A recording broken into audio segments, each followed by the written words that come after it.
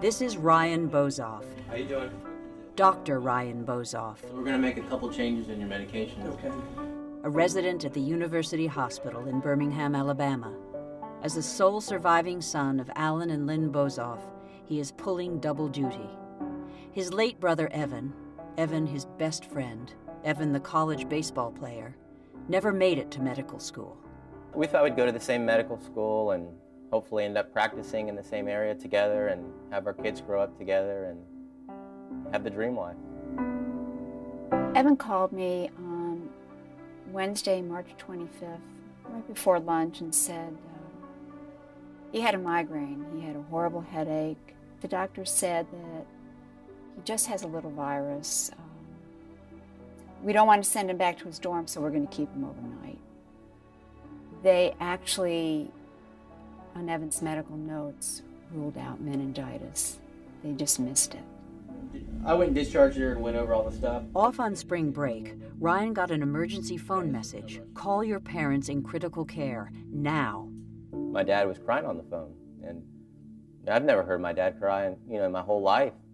And that's when he kind of said that, Evan has meningitis and he was really sick. And then my mom got on the phone because my dad couldn't talk. And, they said, you need to come down here as soon as you can. They're only giving him 5% chance of making it. I remember getting to the hospital,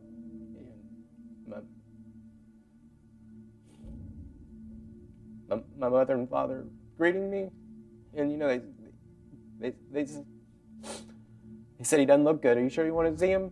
And I said, of course I want to see my brother. If he saw me, that, he'd fight for us. It's just a horrible disease. It's one of the few diseases that really can take a healthy person and kill them within hours. But not Evan. As he lay comatose, eyes shut, lips silent, inside his body raged, screaming to live. At his bedside, the Bozoffs endured an unspeakable nightmare. The hours stretched into days, the days into weeks. We just sat for 26 days, really, watching our son die, watching his legs, hands, arms turn black. We didn't know what else to do. We would watch numbers on all the machines hooked up to him. Your mind can't absorb that this is your child and he's so sick and you can't do anything. It's... Doing all they could to save Evan, the doctors sought Alan and Lynn's permission. Could they amputate one of his limbs? In the end, the request was repeated 4 times. How much more can they take from him?